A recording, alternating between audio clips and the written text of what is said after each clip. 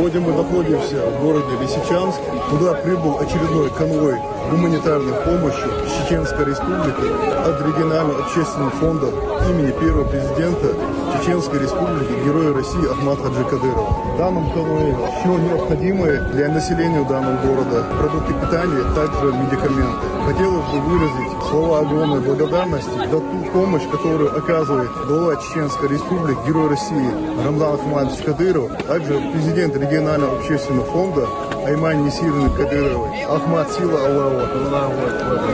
Спасибо вам большое за то, что вы приехали. Спасибо. Огромное спасибо Рамзану Кадырову за его помощь, за то, что он видит лисичан, за то, что он слышит лисичан. Мы очень сильно пострадали. Благо Ахмат сила. Мы благодарим за те деньги, которые он передавал. Люди раздавали нам. За все продукты. Спасибо. Низкий поклон. Ахмат, сила! Большое спасибо Рамзану Кадырову, его маме, его фонду за то, что он нам оказал такую помощь в тяжелое время. Благодарю Рамзата Ахматовича Кадырова, благодарю его фонд, благодарю маму за то, что она родила этого человека. Спасибо вам большое. И низкий вам поклон. Хочу поблагодарить всю семью Кадырову за то, что нас не забывают, за то, что нас поддерживают, за то, что нас освободили. Дай Бог здоровья всем, дай Бог долгих лет.